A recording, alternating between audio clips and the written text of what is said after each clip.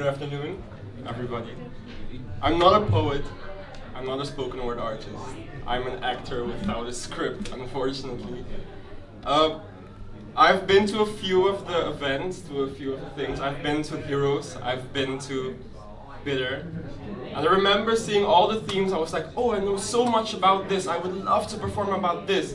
And I could be I was in a lineup. I was so excited. I was so nervous. I wanted to know what the theme was. And then it was compassion. And I was like, fuck. Out of all the themes, it was compassion.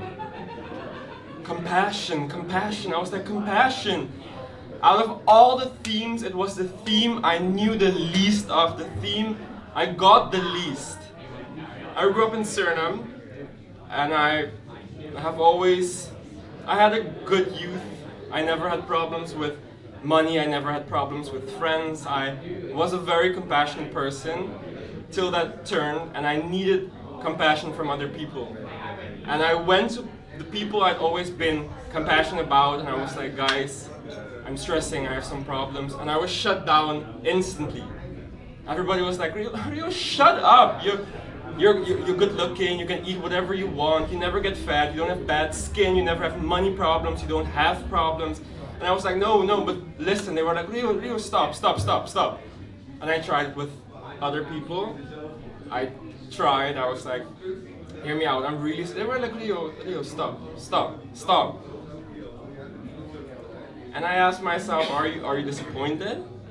And I wasn't disappointed, I was angry, I was mad, compassion. I thought, be compassionate. I was compassionate, please, like understand. And everyone was like, Rio, you don't have real problems, shut up.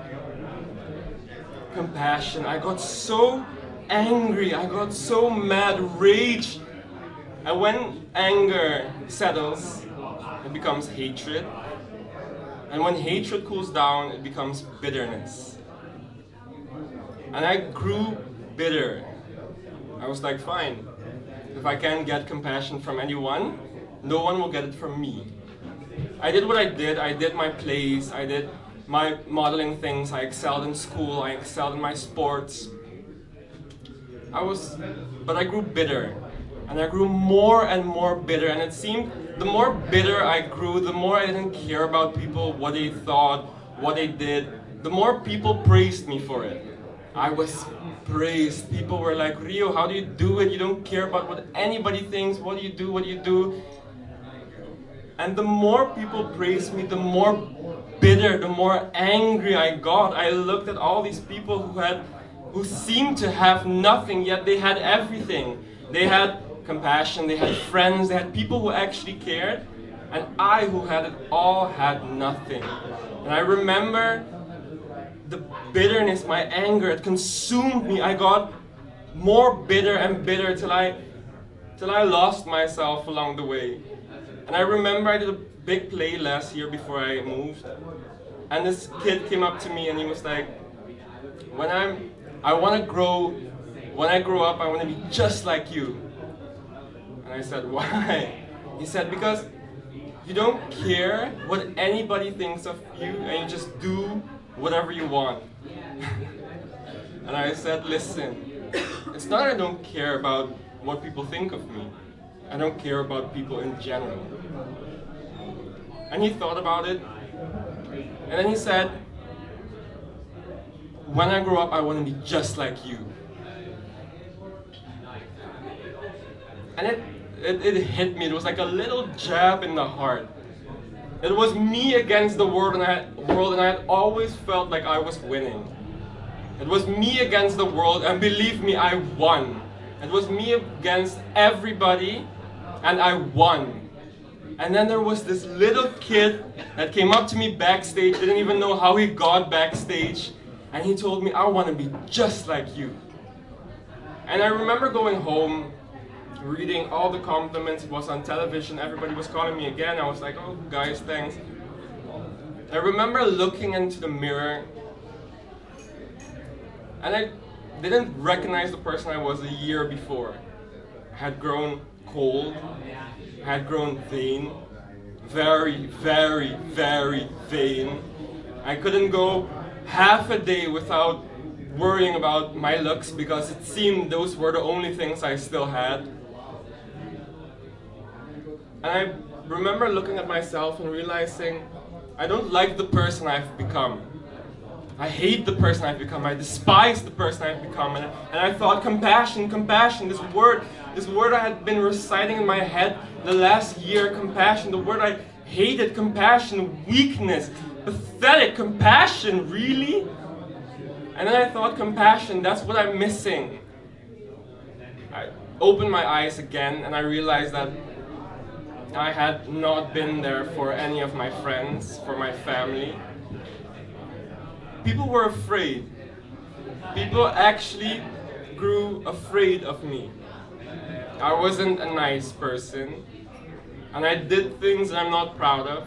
I hurt a lot of people in the process, but I was still so bitter, and I thought, we're gonna change this.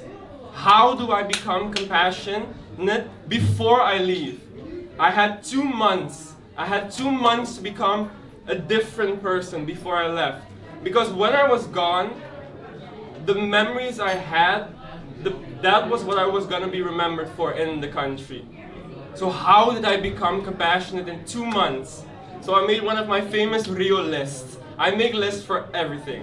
I make lists for things I have to do a day, in a week, things I want to accomplish, people I want to meet. I made a list of people I could begin with, the easy ones.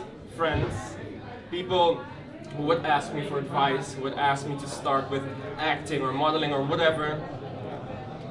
And I started to try to be compassionate. And you realize it's such an easy thing. It's free. You can be compassionate so easily. And it makes such a big difference. In front of your eyes, you see people change. You see people become confident. They open up.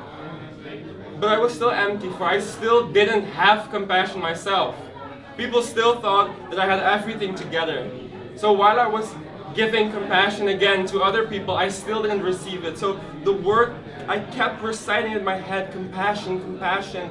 It became this desperate cry for compassion. And then there was one night, I was at the pier of a hotel, and there was this girl. She looked so beautiful when she was sad, and she was very sad. And I talked with her the entire night. And then she asked me, "Are you okay?" A simple question people ask you every day, but nobody really cares to know the answer. They expect that, "I'm good, I'm fine." And if you say you're not, they say, "That's bad, don't worry, you'll be fine." And this girl, she looked at me and she looked at me. She didn't look at this facade. She didn't look at this person who was praised by other people, or this rude person, or this disgusting person that I had become. And she asked, "Are you okay?" And for the first time in, I think, a year, almost a year, I thought, let's try it one last time. Let's try to open up. Let's do it one last time. And I did, and we talked. We didn't go home, we talked till the sun was starting to set. We talked and we talked and we talked. She was actually on vacation, so she left. She lived in the Ukraine. And finally I went home, and I think after a year and a half, I finally felt whole again. It was a strange feeling. It was a feeling of warmth. It was a feeling of myself. I hadn't been one with my body. I hadn't been one with myself in such a long time. And I think that was the last drive, the last piece of motivation I needed. So I made a new list of some people I could inspire. And I actually joined the program of the Inspiring Youth of Suriname. And I did that. And people came to me again and they asked me, "How do you do it? How do you do so much in a day? How do you do whatever you want?" And all I could tell them was, you don't have to do much. You don't have to be praised for what you do. You don't have to post about what you do. You just need to make sure that you're compassionate to your friends, your family. Because at the end of the day, that's really all that matters. When I moved to Holland, you must know I don't look like the typical Surinamese person. At all, like at all. So when I moved to Holland, it was different because suddenly you're white. And you're not special anymore. You're just white because everybody in Holland is white, and everybody in Holland is tall, and everybody in Holland is skinny. So I had a little dilemma. I was on the verge again. I thought I could easily, because it's easy to prove you're better than people, or it's easy to stand out by pulling others down. And it's easy to do it on your own. And I had this moment, it was a really weird moment where I could have done something all by my own, and I could have done it way better than everybody else. And I didn't. And I got so much in return, I got so much friends in return. The reason I ended up on the first Word Up event was because I didn't. And I met so many amazing people, so many inspirational people. I can't even describe it. So I think what this entirely insanely long story is just about is don't lose yourself. Look around you, appreciate and value the people around you, and be compassionate. Thank you.